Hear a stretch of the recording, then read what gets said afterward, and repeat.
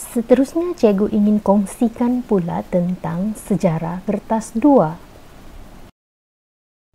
Sejarah kertas 2 terdiri daripada item struktur dan juga item esei, yang mana anda diperuntukkan selama 2 jam 30 minit untuk menjawab soalan berkenaan. Anda dikehendaki menjawab 4 soalan struktur dan anda dikehendaki memilih 3 soalan esei daripada 7 soalan yang telah disediakan. Daripada itu, cikgu mencadangkan agar anda menggunakan 15 minit untuk menjawab soalan struktur. Bermakna jika ada 4 soalan struktur, anda perlu menggunakan 1 jam masa anda untuk menjawab soalan struktur.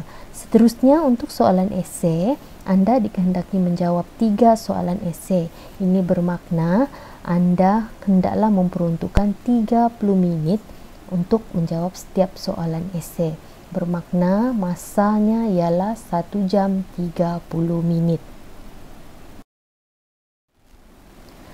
Cikgu mulakan dengan perkongsian tentang teknik menjawab soalan struktur. Ini merupakan contoh soalan struktur. Seperti yang anda sudah maklum dan seperti yang anda lihat pada skrin ini, soalan struktur adalah soalan yang diikuti dengan ruangan jawapan, ya, untuk menulis jawapan. Jadi calon-calon mestilah menulis jawapan di ruang yang telah disediakan.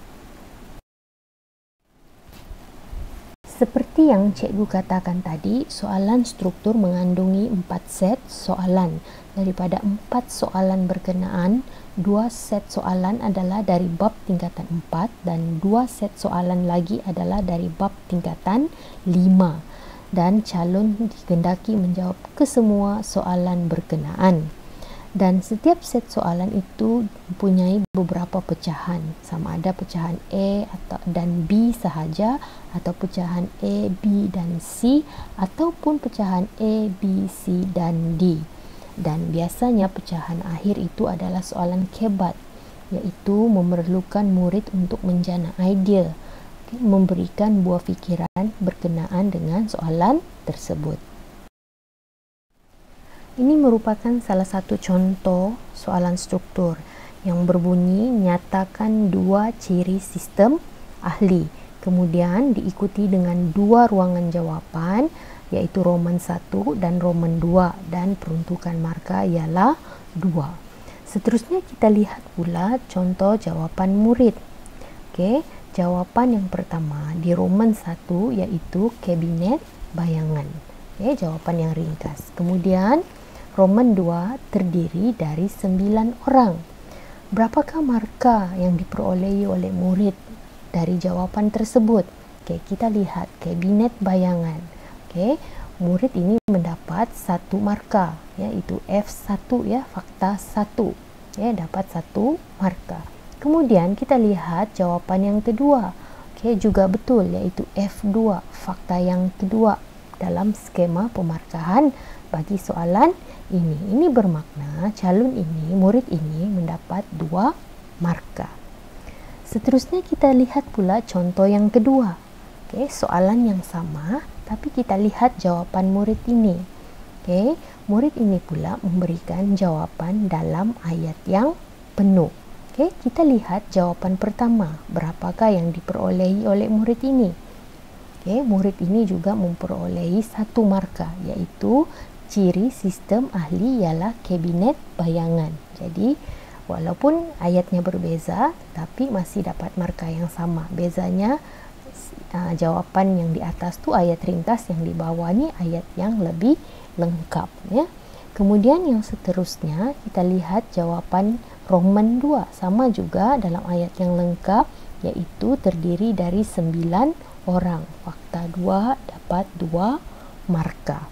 Jadi untuk soalan yang disediakan Roman 1, ruang jawapan yang ada Roman 1 dan Roman 2, murid boleh memilih, ya, menggunakan dua-dua cara, ya. Cara yang di atas ni ataupun yang di bawah ni, dua-dua tidak ada masalah. Seterusnya, cikgu kongsikan pula dengan soalan struktur yang berbeza sedikit daripada soalan yang pertama tadi. Kalau kita lihat soalan ini tidak ada diperuntukkan Roman 1, Roman 2 atau Roman 3 ya. Jadi kita lihat contoh jawapan murid supaya kita lebih faham bagaimana teknik menjawab soalan sebegini. Oke, kita mulakan. Bagaimanakah Islam sampai ke dunia Melayu? Oke, kita lihat jawaban murid ini. Murid ini menulis Roman 1 melalui perdagangan luar, Roman 2 melalui dakwah orang Islam, Roman 3 akhlak yang baik. Jadi kita lihat berapakah markah yang diperolehi. Oke, untuk jawaban pertama betul F1. Oke, markanya setengah markah sahaja. Kenapa? Sebab murid ini tidak menulis ayat yang lengkap. Jadi bermakna untuk soalan begini yang tidak ada memperuntukkan Roman 1, Roman 2 dan seumpamanya, murid kena menulis jawapan yang lengkap. Baik, kita lihat lagi jawaban murid ini yang kedua. Dakwah orang Islam. Betul, memang ada dalam skema ya. Jadi memang betul dapat F2, tetapi markah separuh kerana tidak menulis dalam ayat yang lengkap.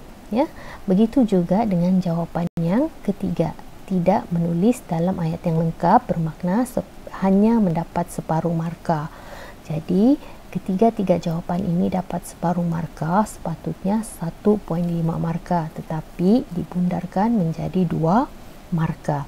Jadi untuk soalan ini, jawapan yang sebegini, calon hanya dapat 2 markah ya.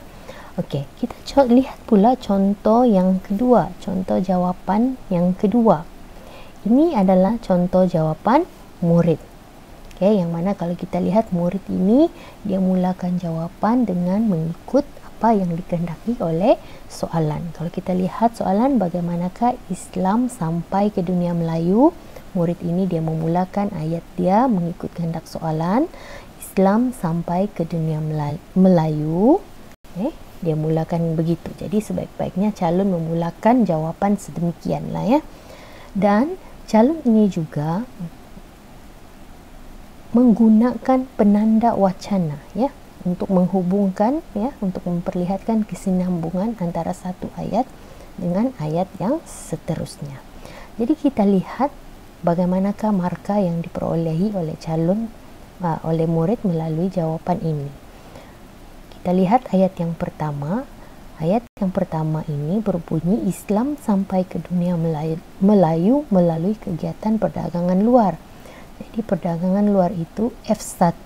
Murid ini mendapat 1 markah.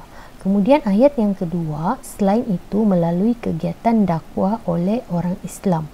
Okey, ayat yang kedua ini calon ini dapat lagi 1 markah, iaitu F2. Dan yang berikutnya, ayat berikutnya seterusnya melalui akhlak baik yang ditunjukkan oleh orang Islam. Jadi di sini calon ini mendapat 1 lagi markah, iaitu F3. Okay, dengan ayat yang lengkap, okay, dengan isi yang betul, maka calon ini mendapat 3 markah. Jadi cikgu rasa murid-murid jelas ya perbezaan jawapan yang di atas dengan yang di bawah. Jadi kena ingat hendaklah menjawab dengan ayat yang lengkap jika jumpa dengan soalan sebegini. Seterusnya cikgu kongsikan dengan anda satu lagi contoh soalan dan jawapan murid. Soalan ini berbunyi bagaimanakah gaya hidup masyarakat Melayu selepas kedatangan Islam. Jadi kita lihat bagaimana contoh jawapan murid untuk soalan ini. Ini adalah contoh jawapan murid ya. Yang mana kalau kita tengok murid ini dia memulakan jawapan itu dengan ayat mengikut pada kehendak soalan. Kemudian di sini terdiri daripada 3 ayat yang mana murid ini juga menggunakan penanda wacana. Jadi sewajarnya begitulah ya, kena guna penanda wacana. Namun kita lihat adakah murid ini berjaya dapat markah ataupun tidak. Ya, kita lihat ayat pertama. Gaya hidup masyarakat Melayu selepas kedatangan Islam ialah hidup dengan aman dan damai. Okey, aman. Jadi aman ni tidak relevan. Tidak relevan ni maksudnya tidak ada kaitan. Kenapa tidak ada kaitan? Sebab soalan bertanya gaya hidup. Tetapi aman itu bukan gaya hidup. Aman itu adalah situasi. Ini bermakna murid ini tidak menjawab mengikut kehendak soalan. Dari segi cara jawab betul. Okey, penggunaan wacana betul. Namun begitu faktanya salah. Jadi tidak relevan dan tidak dapat sebarang markah. Kita tengok ayat yang kedua. Selain itu masyarakat Melayu juga hidup dengan tenang. Sama juga tenang tidak relevan. Seterusnya kita lihat ayat ketiga. Seterusnya gaya hidup masyarakat Melayu lebih selesa. Selesa juga adalah situasi, bukannya cara hidup atau gaya hidup. Jadi yang ini juga tidak relevan. Jadi murid ini mendapat kosong markah, ya, tidak ada sebarang markah. Seterusnya kita lihat pula contoh jawapan yang kedua. Soalan yang sama. Kita lihat contoh jawapan murid ini, ya. Sama juga murid ini memulakan jawapan dengan ayat yang awal itu mengikut pada kehendak soalannya. Kita lihat gaya hidup masyarakat Melayu selepas kedatangan Islam ialah, ayat itu mengikut ayat pada soalan. Kemudian murid ini juga menggunakan penanda wacana untuk menghubungkan satu isi dengan satu isi, ya. Jadi kita tengok berapa markah yang murid ni dapat, ya. Kita tengok ayat yang pertama, gaya hidup masyarakat Melayu selepas kedatangan Islam ialah mengamalkan kehidupan sikap hormat menghormati. Di sini murid ni dapat 1 markah, M1, munasabah 1. Seterusnya kita tengok ayat yang berikutnya. Selain itu orang Melayu mengamalkan cara berpakaian menutup aurat. Di sini juga murid ini mendapat 1 lagi markah, yaitu M2, munasabah 2. Dan seterusnya ayat yang ketiga, seterusnya orang Melayu mengamalkan sikap saling membantu, terutama kepada golongan memerlukan. Di sini juga murid ini mendapat 1 markah dan keseluruhan mendapat 3 markah. Jadi nampak ada perbezaan. Jawapan murid yang di atas itu tidak betul lah. Maksudnya lain ditanya, lain yang dijawab. Tetapi jawapan murid yang kedua ini menepati dan menjawab menggunakan teknik yang betul. Sekian sahaja perkongsian cikgu untuk kali ini.